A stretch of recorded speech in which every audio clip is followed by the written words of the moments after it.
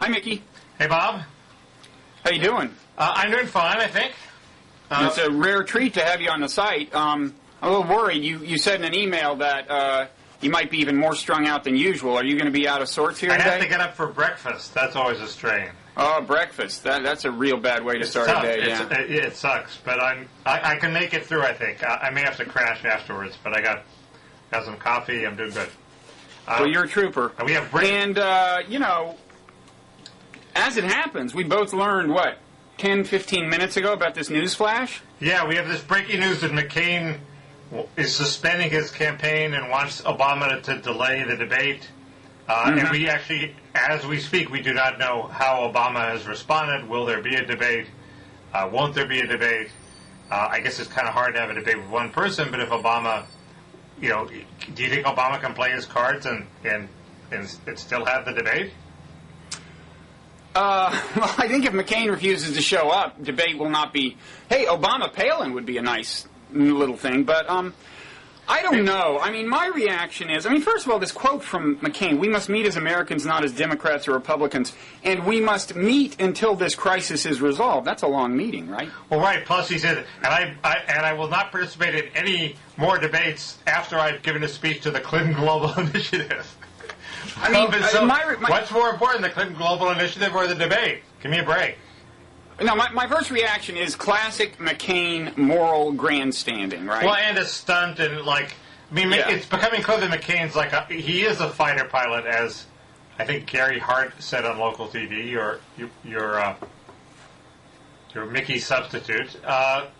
He said he's a fighter pilot. He makes snap decisions, and the classic fighter pilot thing is, I've tried A, it's not working, the engine's still smoking. I've tried B, I've tried C, so now he's trying D. He's down in the polls, he's about to lose a debate, so he does this stunt.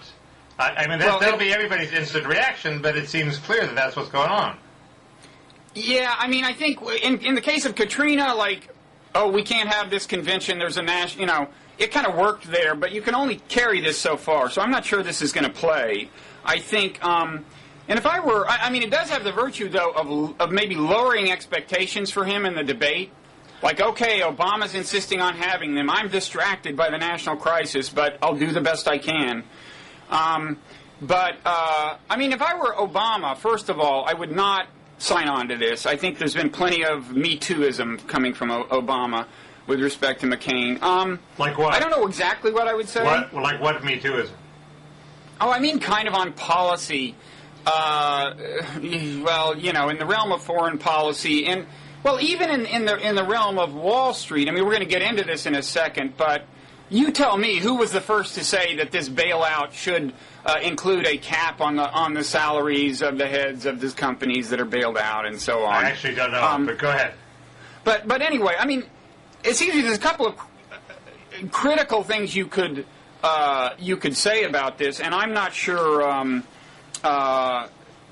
that Obama makes sense for him to say them. Maybe there's a way for him to phrase them. One is, first of all, I think, he could say, I think, Senator McCain, you're maybe overestimating our importance. Neither one of us is president yet. We're just running for president. And we're 2 of 100 senators, and 98 of them are going over this, and our staffers are going over the plan. Let's get a grip on this thing. Right, and secondly, what were you going to say? No, I agree with that. And I think Obama can kind of say it, and it does capture a little of the self-dramatizing nature of McCain. Well, and Obama's the calm guy, and McCain's the frenetic chicken with his head running around with his head cut That leads off. to my second point: is the panic point, which I think Obama should have played more earlier. When McCain said we should fire the head of the SEC. All of the world is looking to America for signs that we're calm and in control, and what McCain would do if he were president is go, we got to fire somebody. And now he's saying, we got to cancel the debates. That's not the signal the world needs from us. Plus, and replace it with Andrew Cuomo, a really bad idea. That was part 2 of the McCain panic. And also, if Obama says, no, I'm going to show up, I think we can walk and chew gum at the same time, and forces McCain to go to the debates, doesn't it look like he's bossing McCain around?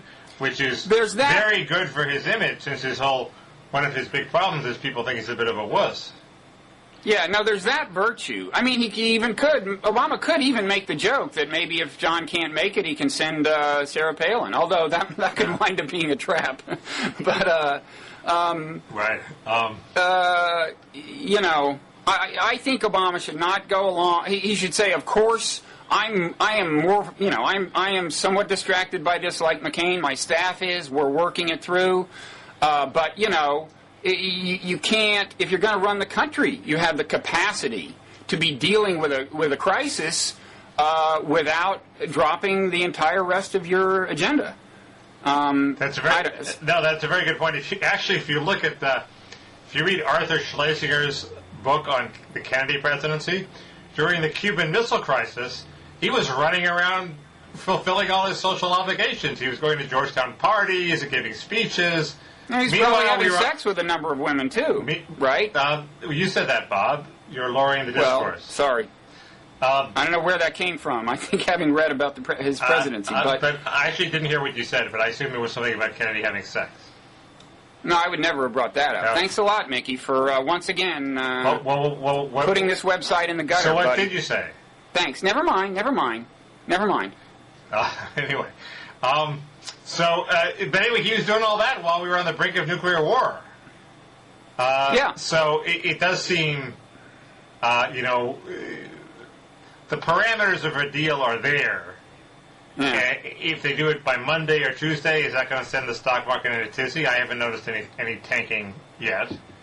No, I think this is a good chance for Obama to play that panic theme, which plays into national security and foreign policy. Do you want a guy who's always pushing the panic button, running our national security? He could even say, let's not panic. That might, since part of the idea is to drive McCain crazy and cause an angry outburst.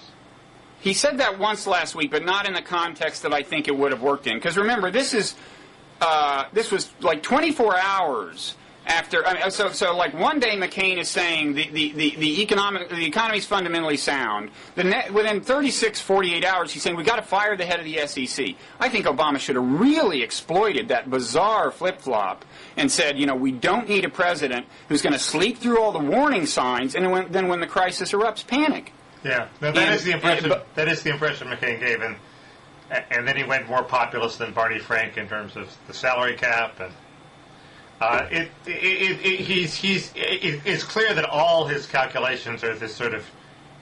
They're not only the crazed policy impulses, but they're the frenetic political angle he's looking for, which of course contradicts his message that he puts the country first. Anyway, so there's no bigger political stunt than pretending to abandon politics and putting the country first. There you go. Well said. It seems so obvious that Obama should not go along with this. Are we going to predict and look like idiots tomorrow? Obama has not always done what I thought was the best idea, so I'm not sure I'm going to predict it. But I think I'm going to predict that he's not going to be foolish enough to just fall in line. I mean, it might help him. Friday ratings aren't that good. If he really thinks he's going to kill McCain, might be better to do it on Monday. Well, I think we're going to talk about the debate later, maybe. But I'm not sure Obama's going to kill McCain in a debate. Okay. Well, plus, if he delays it to Monday, then they won't have a bailout plan, and they'll delay it to Tuesday, Wednesday. Basically, he's going to lose the debate, and that seems silly. I agree. I mean, Friday night is the one night that, well, anyway, that's my hope is that Obama will more or less tell him to take a hike and exploit the part of McCain's vulnerability this exposes. Okay, well, I'm sure you'll take this down if you look like idiots. Yeah. It wouldn't be the first time I've looked like one on videotape. Yeah. I did think McCain, though, after that kind of his weird early reaction to the financial crisis, I thought Obama kind of failed to use the crisis to drive some nails into his coffin, and I thought McCain rebounded a little by, I think, being the first one to say this rescue package, the $700 billion, is inadequate and it needs A, B, and C. Right. I mean, the stuff he said was kind of, didn't get to the crux of a true critique of the bailout package. It was like it needs an oversight commission, stuff that's easy to say. But I kind of think he was the first one to do that, was he not? And I thought Obama should have tried to be the first one to do that. I think that's right, but the Oversight Commission was an intermediate step, I think. Punting through. No, I think that was B, and the critique of the deal was C. Everybody's. I agree that he regained some. Obama's was too calm a little, but I think overall still Obama wins the calm versus frenetic dispute. And what is the crux of your critique of the deal? The proposed deal. Well, I think the main thing I've gotten to the point of understanding is the fundamental kind of paradox that we face in trying to craft a good bailout deal here. And it's the following. I mean, what people have been saying, what people have been saying is that here's the grim trade-off. Here's the dilemma, is that, these are distressed assets. The government's going to set up this fund to buy these distressed assets. Right. And, to give you an example of the level of distress, there was a good piece in the New York Times by David Leonard today, and he said, these assets, the fundamentals in terms of the foreclosure rate of the underlying mortgages, the fundamentals would tell you that they should sell for 75 cents on the dollar. But right now, you can't unload them for more than 25 cents on the dollar, okay? And so that's kind of the range. And the reason is panic, lack of trust, okay? Right. If you believe the whole system's not going to fall apart, they're worth 75 cents. If you think it is going to fall apart, they're worth 25 cents on the dollar. And, people have been acting as if the government's dilemma is, well, if we buy low, then that may not be enough to save the companies, but it's good for the taxpayers. If we buy high, the taxpayers are going to have to pay a bundle, but it's good for the companies. I don't think the government actually has the option, because the deal is, once the government says, we're going to do this bailout, the market value, in effect, goes back from 25 to 75, okay? In other words, the government is almost the only player that has the power to increase the value of these assets single-handedly. And ordinarily, you'd say, hey, that's great. I'll buy low, then use this power to increase their, their value. But the government can't do it in that order.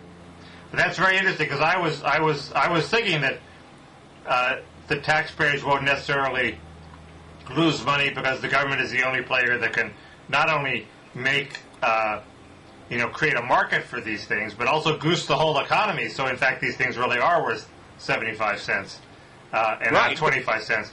But why can't they just, and you're saying, well, the value's already gone up to 75 cents just on the government announcing that it was going to buy them, so then the government really has to pay 75 cents. But I guess I don't quite understand why, because A, can't the government implicitly withdraw the offer to buy? I mean, he has discretion, he doesn't have to buy. And B, if he offers 70 cents or 60 cents or 50 cents, what are the companies going to do? Say, well, now they're worth 75 cents. Well, fine, go trade them for 75 cents. Well, that's in a way maybe the thing to do, right? What I'm saying is that certainly once the legislation passes, the government has increased the value of these assets. And there was another kind of illuminating op-ed in the Daily News by a professor at the University of Chicago, whose name I think I have here somewhere, that shed a little light on this as well. But his name is Luigi Zingales.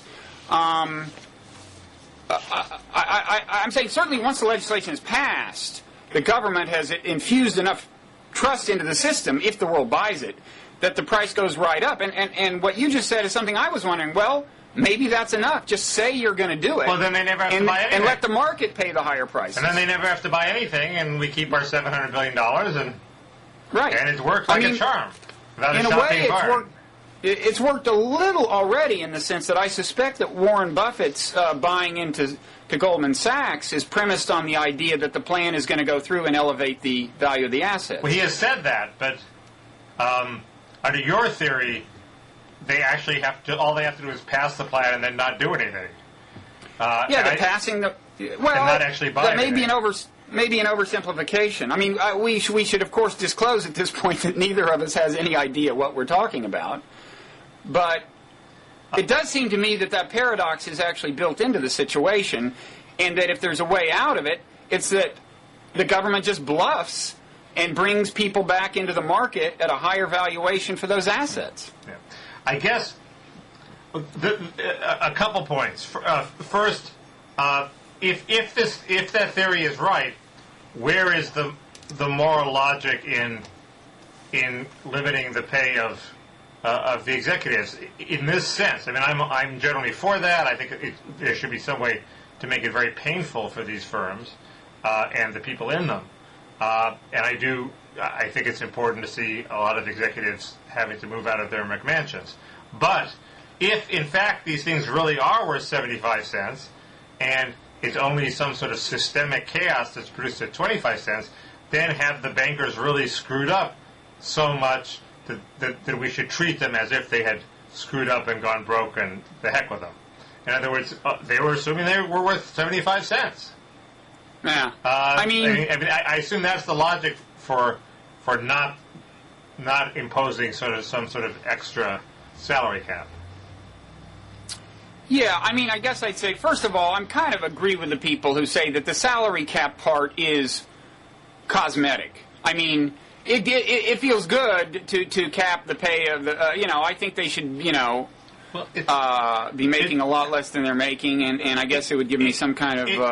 It's not cosmetic in this sense, in the moral hazard sense, which is you want them, next time they're doing something incredibly risky, to say, boy, that bailout in 2008 was painful. We don't want to go through that again.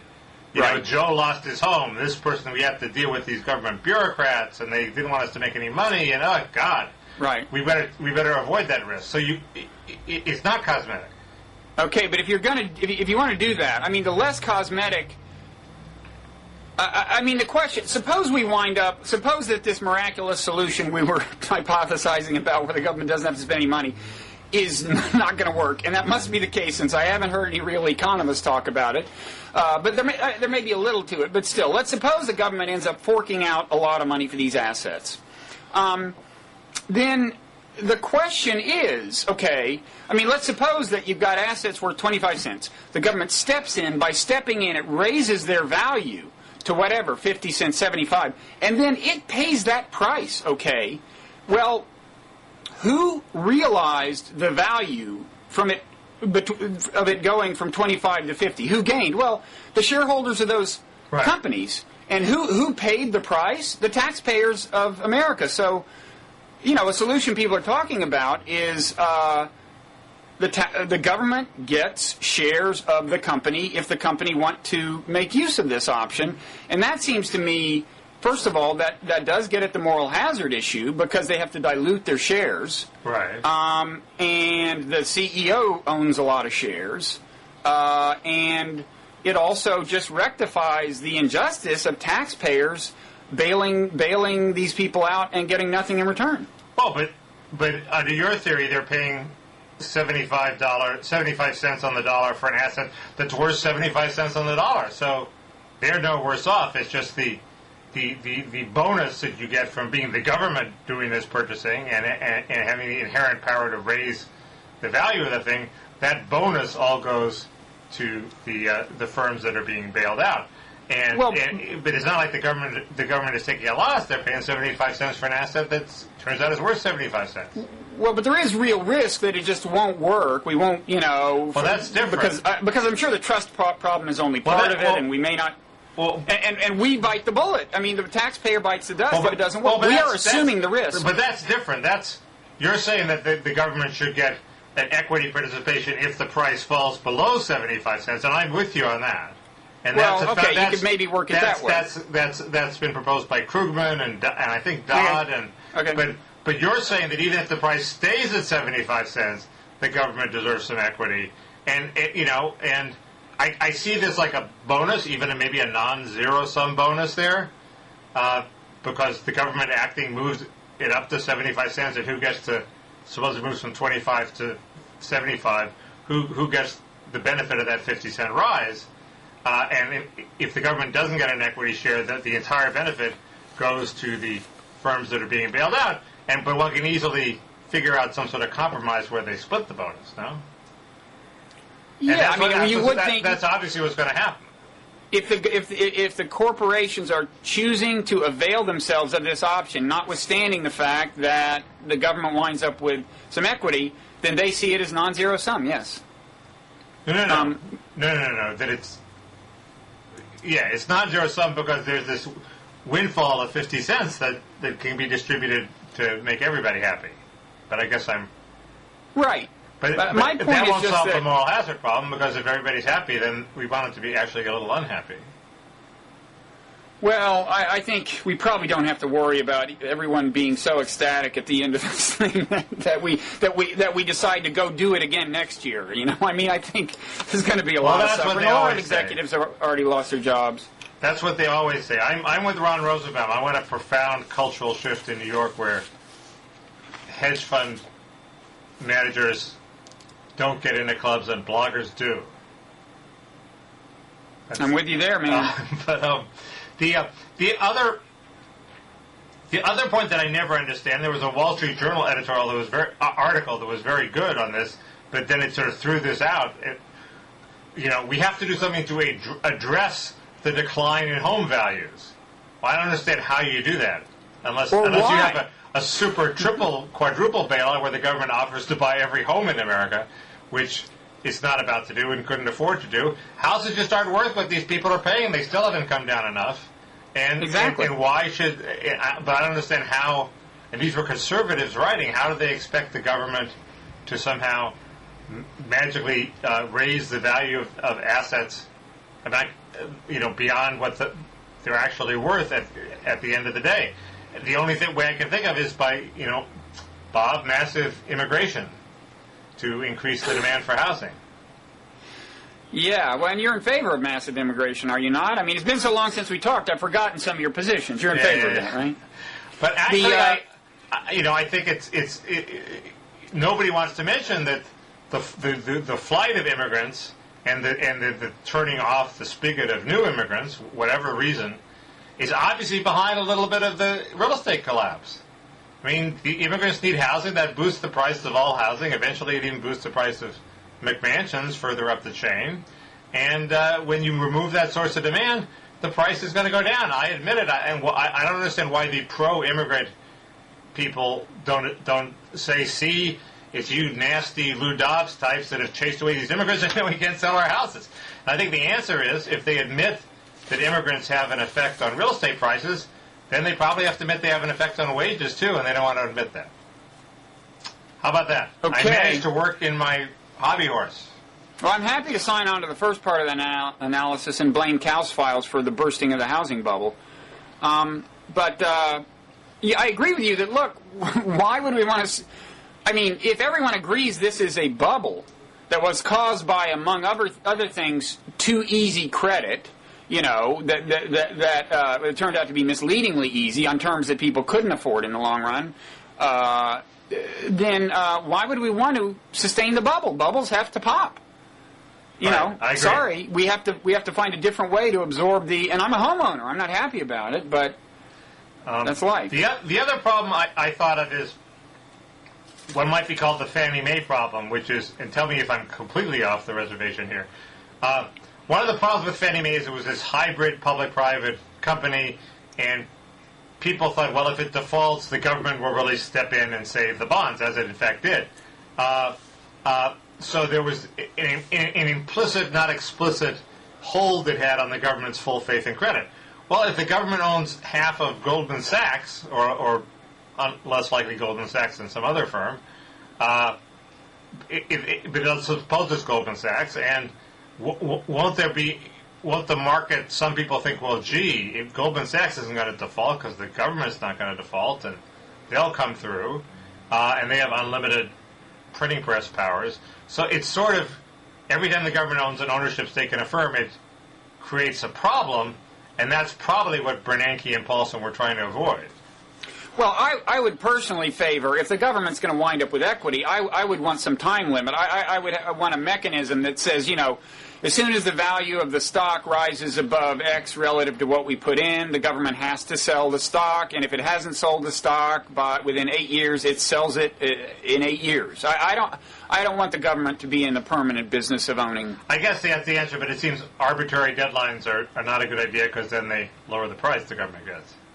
Yeah, but if you have a threshold that's reasonable in between now and the final deadline of 8 years, like, once they get to a certain value you got to sell, then I think, you'll probably unload the stock.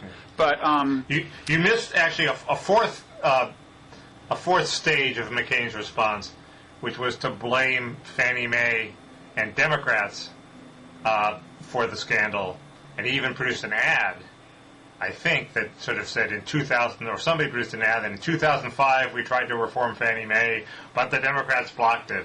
So it's all their fault. And I'm sure the Democrats did block the 2005 attempt to reform Fannie Mae. A, I doubt it would have solved the problem, and B, I assume the origins of the crisis go way before 2005, and the subprime mess has been building for this entire decade, basically.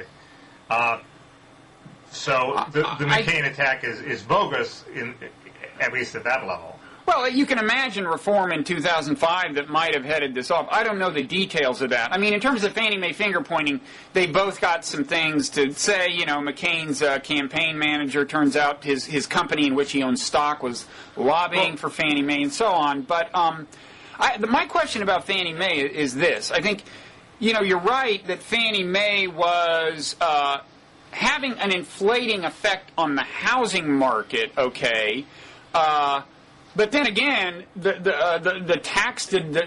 hallowed tax deduction for mortgage interest has an inflating effect on real estate. My question is there anything that changed within the last 10, 20, 30 years in the extent of the influence Fannie Mae was exerting? Well, I think the complaint is not that they raised the prices of houses. The complaint is that they were sort of a big part of a mainly Democratic push to extend home ownership to people who had no business buying homes because they couldn't afford to take the risk of falling prices.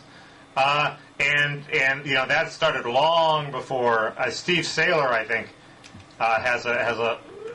was one of the first to point this out. It started in the Carter administration with the campaigns against redlining in ghetto areas, and there have been progressive mandate upon mandate, and I think Andrew Cuomo actually, during the Clinton years, forced some more mandates on Fannie Mae. So there was that, and I think Fannie Mae, after initially opposing the subprime lenders, decided, no, we can't beat them, we were going to work hand in glove with them, and we're going to buy the securities after they've been repackaged. They couldn't repackage the securities themselves under law, but they could buy them. And so that's why Angela Mazzillo and Jim Johnson, head of Fannie Mae, were best buddies. So Fannie Mae helped develop this whole subprime market as a way to fulfill its mandate to extend home ownership to people who had no business buying homes. So to that extent, the McCain charge is accurate. Republicans went along with it, as well as Democrats, and that doesn't answer the question of what McCain. Did I hear McCain speaking up against extending home ownership to people who shouldn't afford them? No, he was for making Fannie Mae have more capital requirements or something. Right.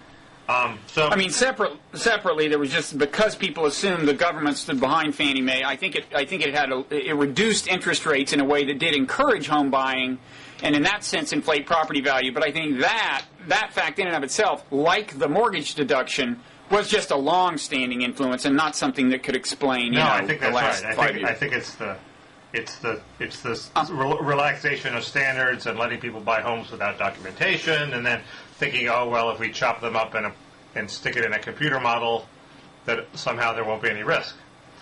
Yeah, I mean, that's the thing I don't understand is how these, once these mortgages get chopped up and rebundled and securitized, how many iterations it goes through.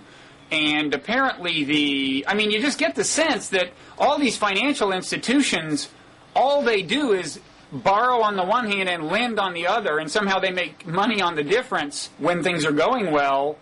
And but by the same token, there's this capacity for contagion when things start falling apart. And also a result of the whole thing is somehow a really high ratio nationally of debt to equity, and that's in a way the core of the problem. But I would love to like be able to get an economist who understood this and just interrogate them and try to figure it out. I don't pretend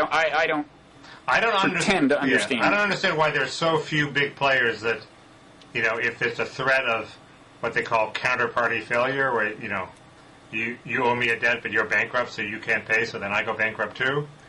Why are there so few players that contagion spreads in like 3 days?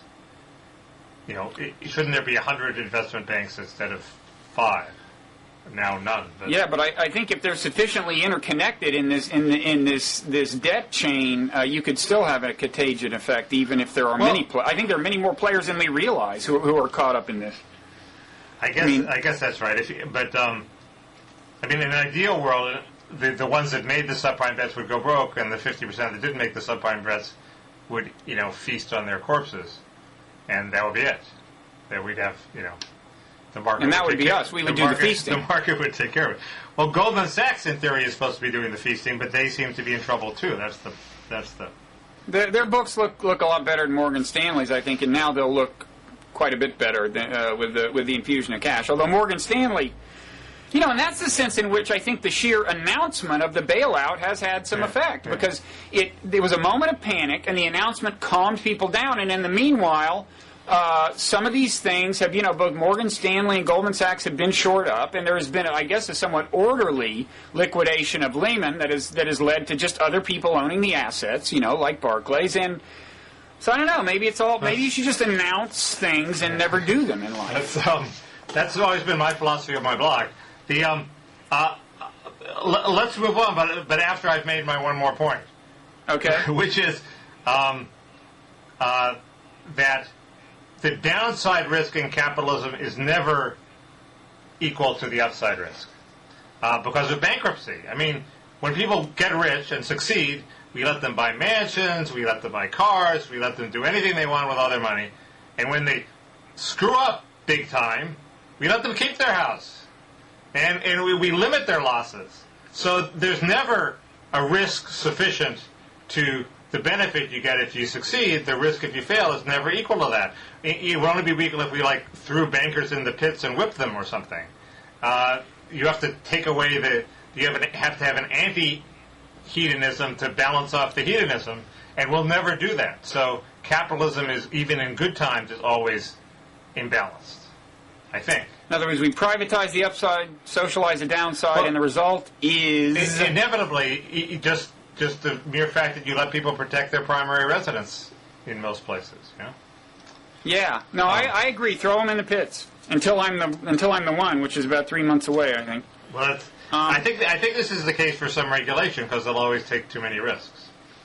But anyway, either that or for throwing them in the pits and whipping them. Well, that. So we should move on. Yeah. We're going to talk about some campaign stuff. Yeah. There was a bunch of. People seem to think that Obama is going to sort of win without, but he's not doing all the things that sort of people want him to do. The main thing that people want him to do, and I doubted this conventional wisdom when I first read William Galston's article, and then when I first saw William Galston's article, and then I read Jacob Weisberg's article and Galston's article, and they're both incredibly convincing that Obama doesn't have an economic message. He has a bunch of sensible policies, but he hasn't. And you criticized Jacob's piece. I was very impressed because he's like your boss ultimately, right? And you dissed him, man. That was courageous. I didn't diss him, Bob, and I liked the piece. It convinced me that he was right. Although Galston had said the same thing, basically not quite as punchily a couple days earlier. And Jacob's point was Jacob's point was. There are 2 points. He doesn't have a slogan and he doesn't have a narrative. In other words, he doesn't have Morning in America or Happy Days Are Here Again or something that sort of, in a very, very short time, sort of encapsulates what he hopes all his economic policies will do. And the second thing he lacks is an explanation for how we're in the mess. And the mess is pretty obvious. The mess is that we've had an expanding economy, but median wages, that is the wage of which half the population is above and half below, they've risen by like maybe 1.2%, nothing very big. And in previous boom periods, the average or middle person has done much better than that, and probably at some point at the 25th percentile, they haven't risen at all. So we have a prosperity that not everybody is sharing, and that's the problem. I think he's made that point. But he hasn't encapsulated it in a slogan, and he hasn't. That's the easy part. My slogan was pretty bad, but yeah, it's but you thought it was bad too, Bob? No, I would never say anything bad about a slogan of yours. That's going to crush me. No, my slogan, not Jake's slogan. Yeah. Now, what is your slogan again? My slogan was prosperity for all again, or prosperity for all for a change. Ah, for a change. And change, he kind of owns the word change, so you're getting kind of a twofer there. That would be a clever twofer, yes. But yeah. Or how about prosperity for all for a change and a hope, maybe? You're mocking me, Bob.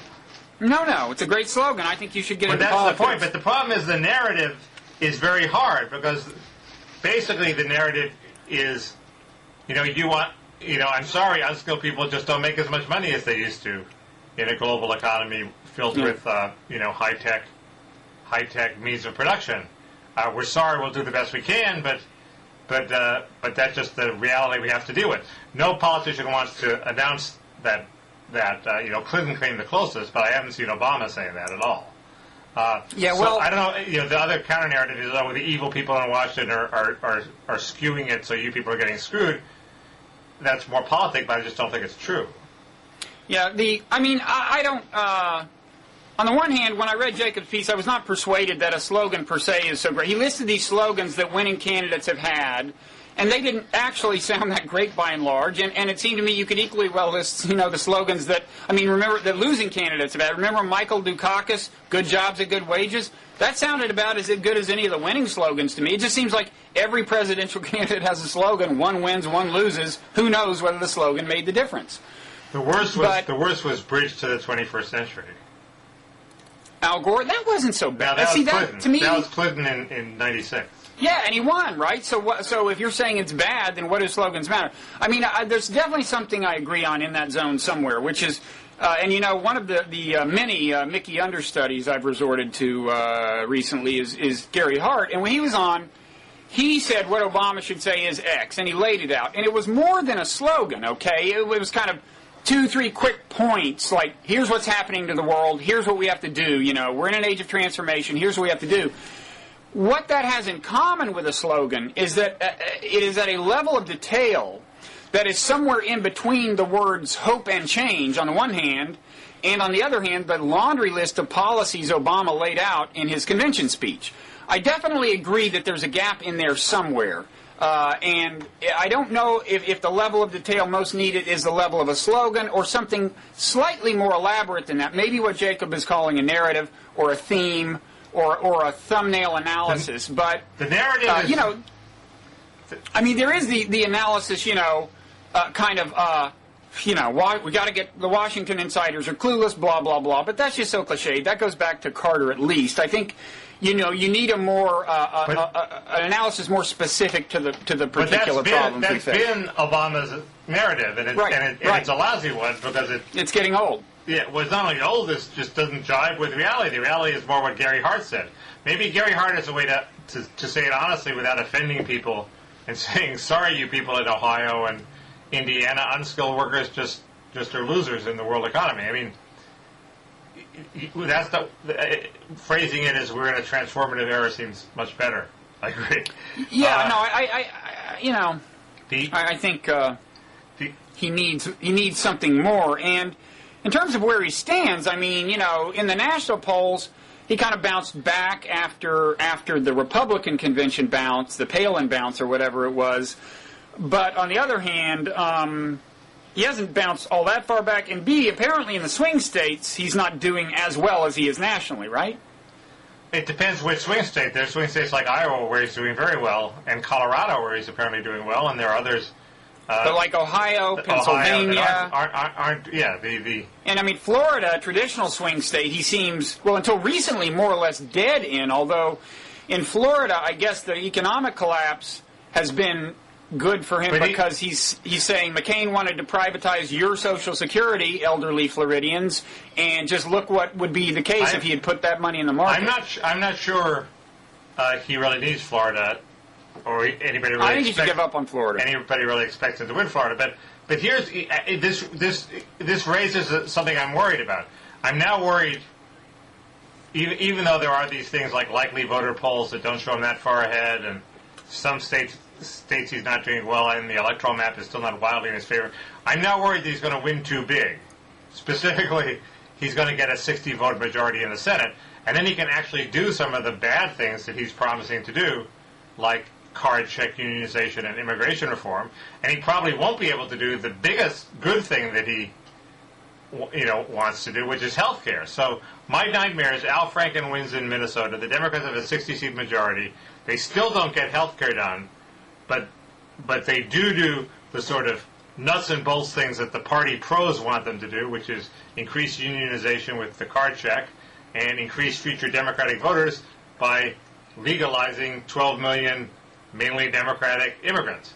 And so I don't quite have an answer to that. I'm sort of hoping that in 2 weeks that it'll be obvious that the Democrats don't get a 60-vote majority. 60 votes would let them override any filibuster.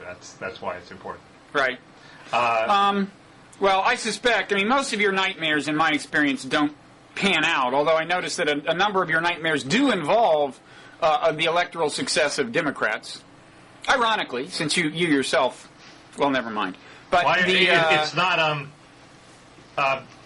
it's not unusual in politics to want to win, but not to want to win big. Well, I certainly don't think you have to worry about Obama himself winning too big. Especially if you're a centrist, that's not an unusual wish. No, I know it makes sense, kind of in a certain. It's also what McCain wants. You think McCain wants to face a Republican Congress? Hey. He certainly doesn't want to do that. Yeah, because the real McCain is no, he wants to cut a deal with the Democratic Congress on you know what.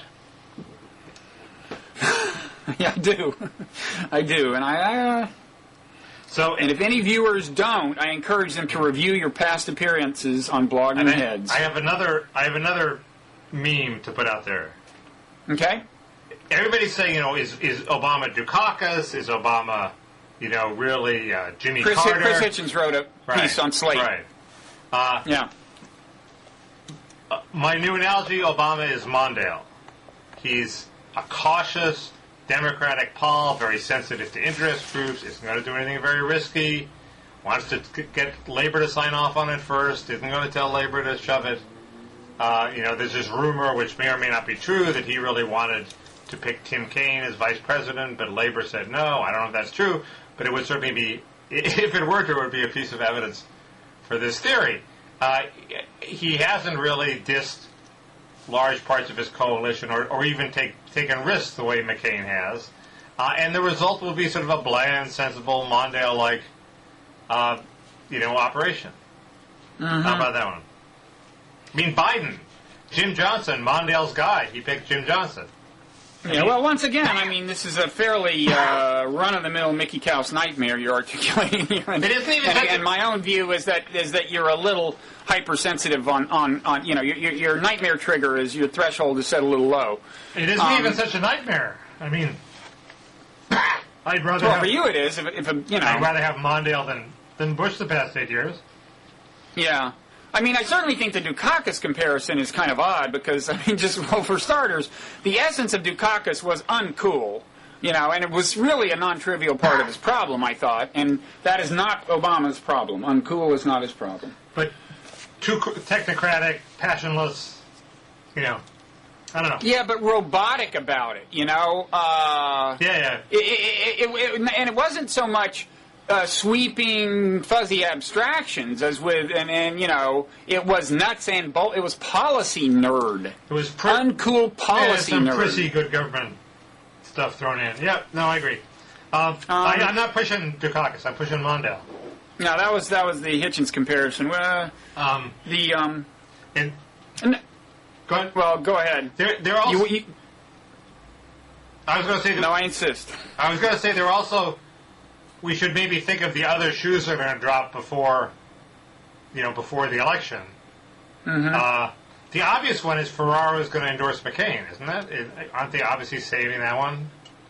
So doesn't she already have hasn't she acquired enough of a reputation as kind of a little, I don't want to use the word wacko, but isn't her credibility a little not what it was? Oh, sure, but I don't think she's a game changer, as we say. Yeah. But I think that's one of the things they're saving, and they're probably each saving, Obama's probably saving the Keating 5 scandal to deploy at some point, and actually, why hasn't that seen more airtime? That's a good point. Now, I suspect that. Well, you'd think now you would think now would be the time. Mm-hmm. But maybe they're already voting already. That's one of the reasons sort of rhetoric is reaching a crescendo earlier. But because they're already voting in some states. You would think that the New York Times has some sort of scandal on McCain. They're going to try to drop on him. Perhaps it will backfire. Why? Do you think it's part of an anti-McCain media conspircy, as the McCain campaign I think does? the New York Times is clearly anti-McCain. If they have the goods on him, they should publish it. Somebody else, right? I don't think they're going after the goods on Obama. But if somebody else has the goods on Obama, they should publish that too. I don't think we should. We don't live in a media environment where you should rely on the New York Times to do both sides. They'll do the liberal side. Somebody else should do the right-wing side. Do you think the media is by and large biased against McCain-Palin? Yeah, sure. You know what? Here's what I think. I think, first of all, there are exceptions to that. For example... I'm not saying they're not exceptions. You said by and large. But here's an interesting one. Now, the interview with Sarah Palin on ABC. On the one hand, Charles Gibson, it was a pretty tough interview. But here's what I found fascinating. In her big deer-in-the-headlights moment, when she didn't know what she not only didn't know what the Bush doctrine is, she didn't know it was a foreign policy doctrine. She didn't know what a doctrine was. She said, "You mean his worldview?" She literally didn't know what a doctrine is. Okay, she was just stalling for time. But anyway, if you look at that moment, ABC had at least 3 cameras, and one was directly on her. And I very much doubt that it happened to be just moving and relocating at that moment. But they chose, in editing that, not to use that camera. They did not capture the deer in the headlights.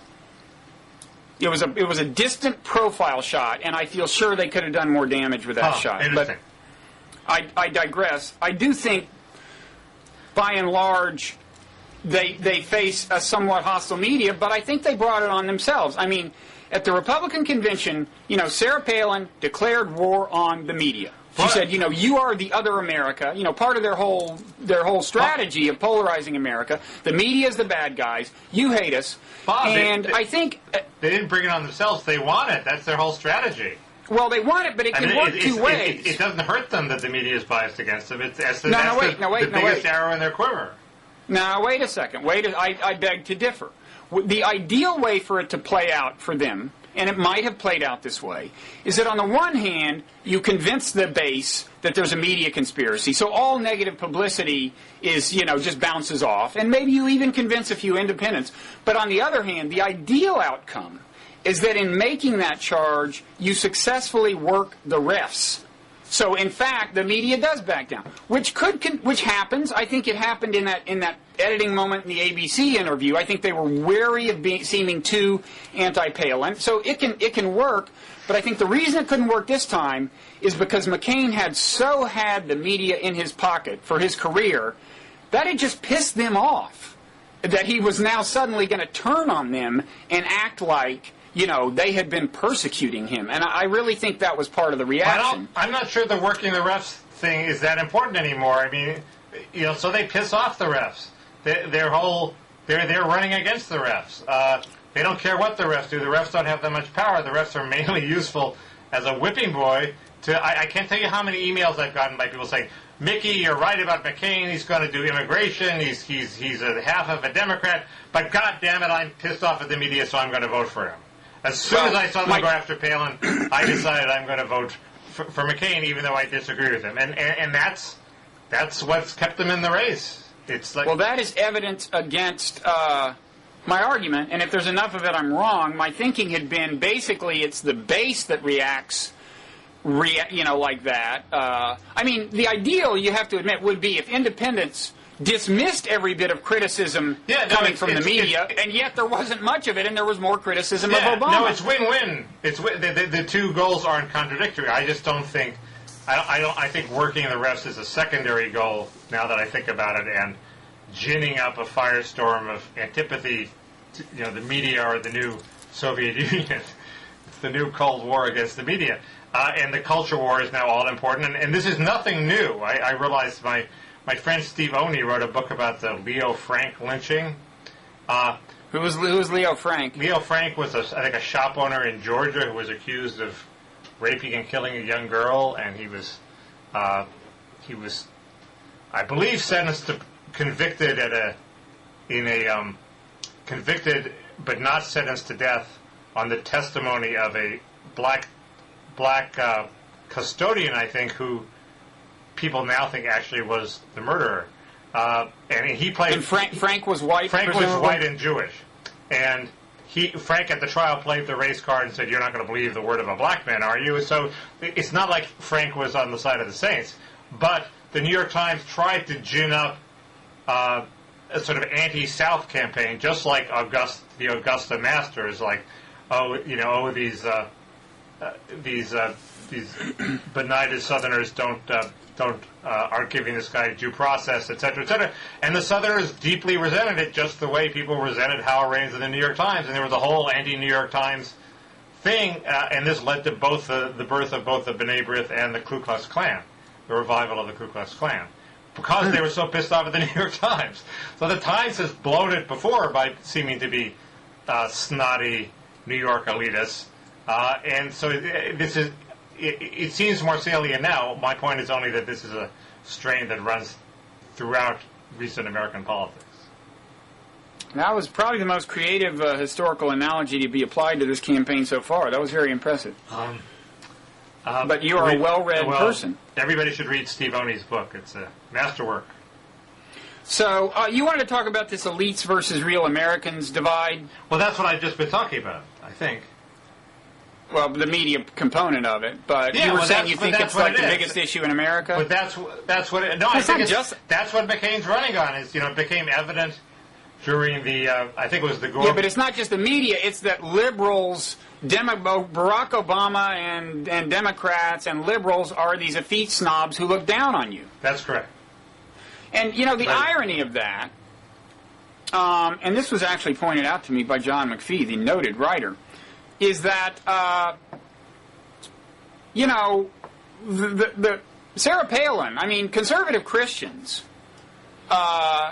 what more thoroughgoing way is there to look down on someone than to think that you have achieved salvation and they have not? I mean, she looks down on us, right?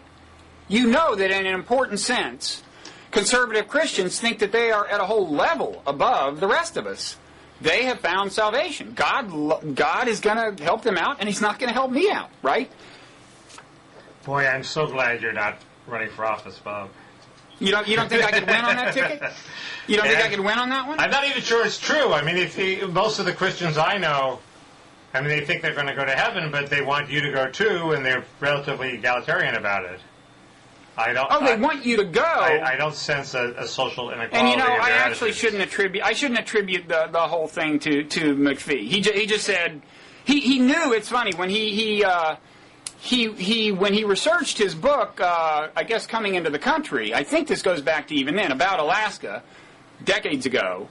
He said there was this whole kind of Christian movement. He said there was another town, maybe it's more recently that he was there, but he said there was some other town, not Sarah Palin's hometown, and long-standing residents were complaining that Christians have taken over because Christians are like moving up there to get away from corrupt secular culture and found a whole new civilization and start a whole new civilization.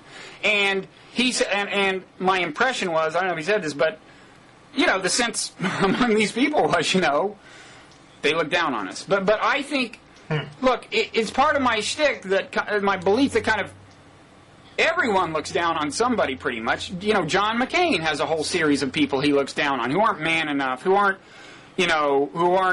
so possessed of honor and patriotism. And, For some reason, the Republicans are very good at convincing America that it's the liberals who look down on them in a particularly obnoxious way. There's a difference between having values and looking down on people who violate those values. That's sort of part of what having values means. If you value something, then you disvalue the people who don't represent it, and sort of not thinking that human beings are sort of inherently equal, and dismissing whole classes and whole states of unwashed, uneducated, uncivilized, allegedly people, which is what Republicans have, with some justification, convinced a large swath of America that liberals are like.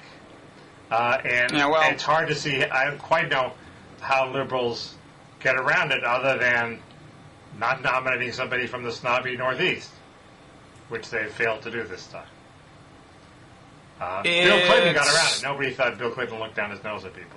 Even if he did, he could. Well, I think, look, you can imagine them having it gotten around at this time. When you look at Obama's biography, sure, he worked his way up to go to Harvard Law School, but he wasn't born with a silver spoon in his mouth the way John McCain was. And it's not clear to me that the narrative had to play out this way. The Republicans are just really good at character assassination. Well, Mayhill found I don't claim that liberals don't try to play it. I'm not saying there's a big moral difference here.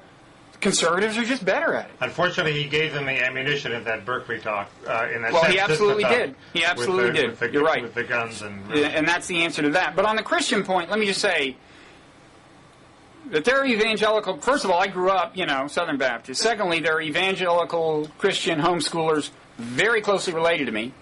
And I'm here to tell you, they look down on certain people whose values they don't respect. Well, but that's different than saying if you're not saved, they look down on them. Maybe they look down on pornographers with loose morals. That's different than saying all non-Christians we look down on. True. Some people more than others. They're not by and large big fans of gay people, for example. But anyway, what else? Were we going to do a quick debate preview or something? Yeah. Well, you were going to say, like, what do you think Obama has to do in the debate to show that McCain is a scary, bellicose potential warmonger, or is that not the tack you would have him take? I think it's almost hard for him. Well, he should take it. He has complicated that rhetorical tack by himself kind of me-tooing McCain on foreign policy. I'm as giving us the idea that he's as inclined to invade Russia as McCain is almost. That he's more inclined to send troops in Afghanistan and drop cruise missiles in Pakistan without the consent of the Pakistani government. So, I'm very disappointed in the things Obama's been saying about foreign policy, and I think he's made it a little harder to exploit this vulnerability of McCain's, which I think is big. That McCain, and he's demonstrated during this financial crisis. Again, he seems to be a panicker. He seems to be impulsive. That's not what we need in a commander-in-chief, especially one who has a lot of neocon advisors. Well, but he can certainly make the temperamental complaint without independent of the policy complaint. In other words, I'm willing to go to war with Russia too, but I'm not going to fly off the handle and start the war, in the next hour just because I'm, going off on some fighter pilot jag. Well, maybe the trick is to leave Russia out of it almost. Well, maybe not, but keep it at a fairly abstract level and link it to the way McCain reacted to the economic thing. Also the way he reacted to Georgia, even though Obama eventually echoed him, which I think was a mistake. But we are all Georgians now. Are we? I'm not a Georgian. No, I thought I would have loved, for Obama to point out the paradox between saying country first and saying we are all Georgians. I mean, can't have it both ways, really. But just in general, he sort of rushed into it in an emotional way. Anyway, it's we've talked about that actually. We have. Now go ahead. So I don't know do you know what's going to happen in the debate if they indeed have it after this latest last-minute ploy by McCain? No, I don't know what's going to happen in the debate. And what about the vice presidential debate? Do you stand by the judgment you rendered last week that Sarah Palin is, as you put it, quote, incredibly articulate, unquote? Did I say incredibly articulate? She's incredibly poised and very good at she's a skilled politician, and I think she will win that debate. I'd be very surprised if she doesn't win that debate. Well, I think I've figured out. I was watching the Charles Gibson interview, and I think that the impressive thing she does is, if you see her on TV, it works pretty well. But if instead of doing that, you read the transcript of what she said, she sounds the opposite of incredibly articulate, unless it's a well-rehearsed talking point. But I mean, if it's really impromptu, and you just read what she says, it doesn't work at all. But there's something about her persona, maybe this is what charisma is partly, that just carries the words a lot better than they really intrinsically deserve. Well, that people said that was true of Reagan, for example. So I don't know if that's such a bad precedent for her. No, I mean, I'm saying it's a skill. It just Biden. I mean, Biden is turning into be an even worse pick than people who thought he was a bad pick, feared. I'm not sure. I'm not sure he'll do so badly in these debates, because one thing he's good at, I think he's good at these let's get real moments. It's like in foreign policy especially, I think he's good at, like, you hear some kind of airy, idealistic utterance, and he'll like throw a couple of facts on the ground and pragmatic considerations at you that kind of carry the weight of authority and burst your bubble a little. I can imagine him having those kinds of moments. Well, I remember a terrible one where he said, this isn't about your theories. This is about my son. And he his son was serving in the Gulf or something. It was. He also has the potential to commit campaign-ending blunders. It's true. McCain is kind of like that. I think the McCain-Obama thing is really unpredictable, because McCain, he can have really great moments. I think Obama's not inclined to have great debate moments. He had maybe one in all of the Hillary debates, when he said, Hillary, I look forward to you being my advisor. McCain can have great moments, and he could conceivably say something that would be seized on as evidence of cluelessness. And so it's a high-risk, high-reward endeavor for him. I think probably Obama and Biden should continue this Dickerson's Act, where Biden says he doesn't like the ads, and Obama says, oh, well, Joe shouldn't have opposed the AIG bailout. And I think it sort of shows, it reflects well on Obama's temperament. Means he has a guy he can tolerate who disagrees with him. And if he plays it right, it'll also be clear that he's in charge. And he's letting Biden be Biden, and it's entertaining. Yeah, and we may or may not be, but we're over an hour, and I have a little housekeeping to do. Okay. Should I move to it? Yeah. Okay. Now you have. I'm sure you won't deny, expressed a preference for me not to get into reading comments on the air in your presence, right? Yeah, I thought it was boring. If you want me to leave, you can have a special segment where you... What I do want to do is ask if there are any commenters who care to weigh in on the question of whether there's some alternative form of communication I could do with them. Conceivably, I enjoy looking at the comments, seeing what thoughts they provoke in me. I was thinking maybe I could even do like a little vlog thing periodically where it's just me, reading comments and responding to them. I was wondering if they're interested in that. That's kind of hard to do, right? Have you ever just tried to face a camera and talk when you're not talking to anybody? I've done that. It hasn't been a huge success. It's also just hard to do. So it might be that some sort of comment stand-in, just go pluck someone off the streets, I think you can do it. You think so? Yes, thousands of vloggers have mastered this skill. The trick. This, of course, wouldn't be something prominently billed on the home page. There would be some obscure access to it, and only insiders would be resorting to it. But anyway, if commenters have views on that, they could comment on them. Blogging Heads premiere. Yeah, make them pay for it. What a great idea. There you go. Is that what you had in mind? No. Yeah. I'm kidding. But speaking of revenue enhancement, Mickey, I got a great idea. Okay.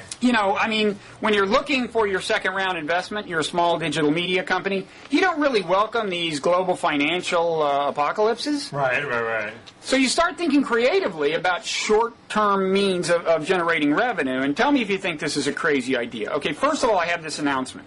This is from the Brian and Milton department of blogging heads, the Degenhart-Lawson, part of the bureaucracy, the vast bureaucracy.